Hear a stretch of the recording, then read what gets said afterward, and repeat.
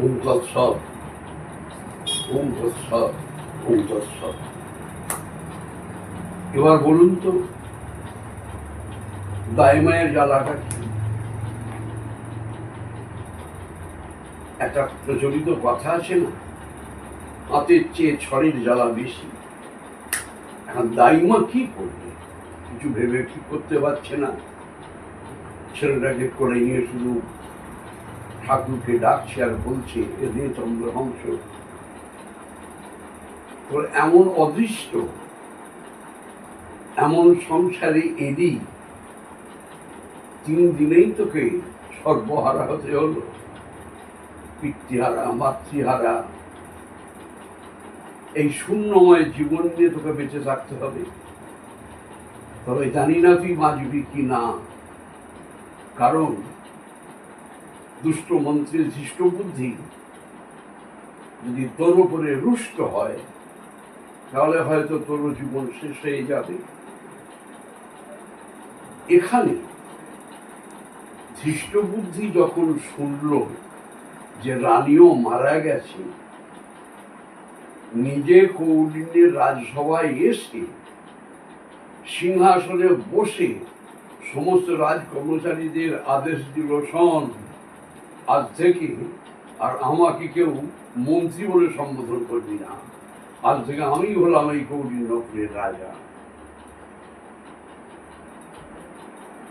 কয়েকজন কর্মচারীকে ডেকে বলছে, এক কাজ কর, আমার বাড়িতে রাজার দেহটা পড়ে আছে, আর রাজবাড়ির ভিতরে নাকি রানীর দেহটাও পড়ে আছে, শ্মশানভূমি নিয়ে গিয়ে এক চিতায় দুজনকে দাহ করবি, চলে যা।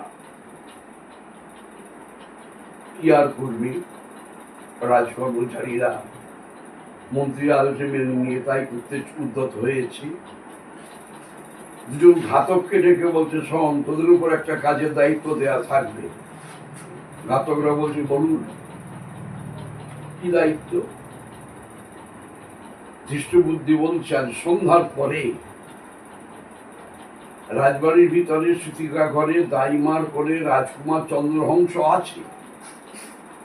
দাইমার কোল থেকে চন্দ্রহংসকে নিয়ে বদ্ধভূমিতে গিয়ে ওকে দ্বিখণ্ডিত করে রক্তময় দেখাতে হবে।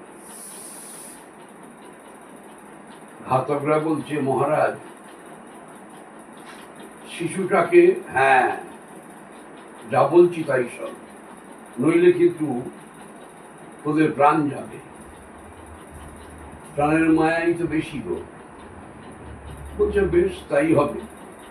কত বড় বড় বীরকে আমরা শেষ করেছি, আর একটা 3 দিনের ছেলেকে শেষ করতে পারবো না? খুবই পারবো।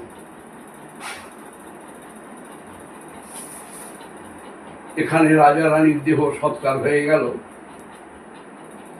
সন্ধ্যার পরেইবার ঘাতকরা আসছে সেই রাজবাড়ির ভিতরে। দাইমার কোলে চন্দ্রহংস, দাইমাও কাঁদছে। যখন ঘাতকরা গিয়ে দাইমা বলে হাঁক দিয়েছে, তখনই দাইমা বুঝতে পেরেছে নিশ্চয়ই এই ধৃষ্ট বুদ্ধির আদেশে ওরা রাজকুমারকে হত্যা করতে আসছে। তখন দাইমা সেই ঘাতকদের বলছে, হ্যাঁ রে ঘাতক, এমন সময় তোরা এলি, তবে কি রাজকুমারকে? দাইমা, কি করব বলো, আমরা তো আজ্ঞাবহ দাস, যা বলবে তাই করতে হবে।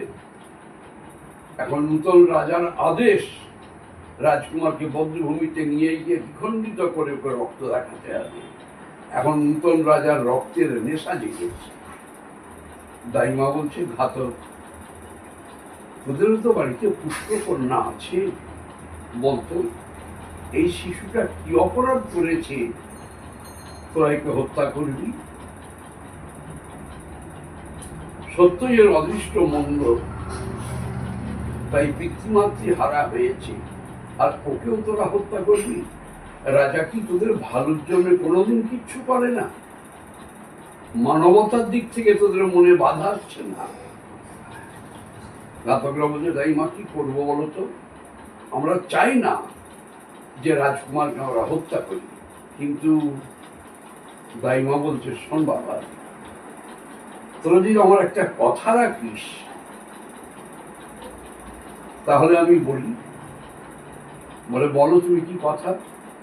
শোন, তোরা আমাকে এই রাজকুমারকে ভিক্ষা দে, আমি তোদের কাছ থেকে রাজকুমারকে নিয়ে রাতের অন্ধকারে কোনো দূর দেশে চলে যাব, কেউ জানবে না। জানবি তোরা, জানবো আমি, আর জানবেন সেই অন্তর্যামী। আর তোরা একটা পথের কুকুরকে হত্যা করে তার রক্তই যদি ধৃষ্ট বুদ্ধিকে দেখাস, তাহলে ওর মনের শান্তি হবে, তোদেরও জীবন রক্ষা হবে, আর রাজকুমারও বাঁচবে। ঘাতকরা চিন্তা করে দেখলো কথাটা ঠিকই, কিন্তু যদি ধৃষ্ট বুদ্ধি কোনো রকমের জানতে পারে তাহলে কিন্তু কেউ বাঁচব না।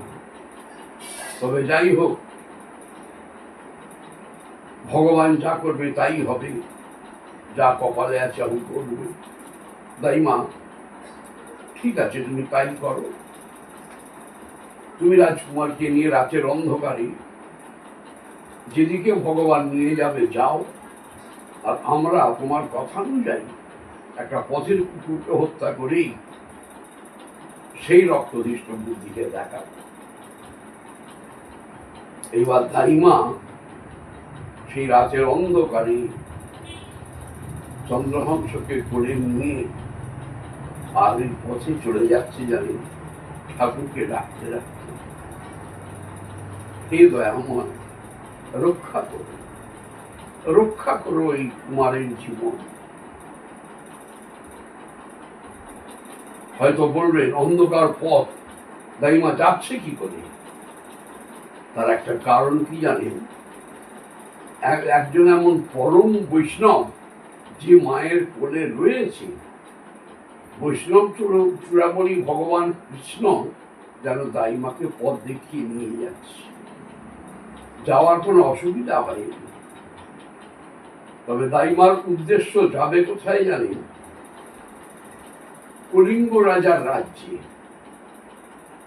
এই যে কলিঙ্গ রাজার রাজ্য কৌন্ডিন্যপুর থেকে 7 মাইল দূরে। তবে এই কলিঙ্গ রাজার যে রাজ্য, এও কিন্তু এই কৌন্ডিন্যের রাজা দধিমুখের করায়ত্ত রাজ্য। করদ রাজা ছিল এই কলিঙ্গ রাজ, কর দিতে হতো। সেই কলিঙ্গ রাজার রাজ্যে দাইমার এক ভাইপো আছে, নাম তার সুধীর। দাইমার মনের উদ্দেশ্য আমি সেই সুধীরের বাড়িতে যাব। এই বলে ছেলেটাকে কোলে নিয়ে নাম গাইতে গাইতে আর সেই সুধীরের বাড়িতে গিয়ে পৌঁছেছে ঘোড়া রজনী। কাকস্য পরিবেদনা কেউ কোথাও নেই। গিয়ে ডাকছে মৃদু কণ্ঠে, সুধীর, সুধীর। একবার, দুবার, 3 বার ডাকার পরে সুধীরের নিদ্রা ভঙ্গ হয়েছে, ঘুমটা ভেঙে গেছে। কে ডাকছে যেন মনে হচ্ছে পিসিমার কণ্ঠস্বর। সেই সুধীর দরজা খুলে বাইরে এসে দেখছে, যদিও অন্ধকার, তাহলে একেবারে সামনাসামনি তো। কে গো পিসিমা? হ্যাঁ বাবা। কি ব্যাপার, এত রাত্রে তুমি? তোমার কোলে যেন কি রয়েছে? হ্যাঁ বাবা, তোকে সব বলবো, তুই আগে আমায় বাড়ির ভিতরে যেতে দে। আর তোর কাছে আমার প্রথম নিবেদন, তোর বাড়িতে তুই আমায় একটু আশ্রয় দে। বলা বাহুল্য, এই ভাইপো সুধীর অনেক দিন অনেক সময়ে পিসিমায়ের কাছ থেকে অর্থ বা পরিশ্রম বাবদ সাহায্য পেয়েছে। এখন সেই সাহায্যের পরিবর্তে পিসিমার কথাটা ভাইপো কাটতে পারলো না।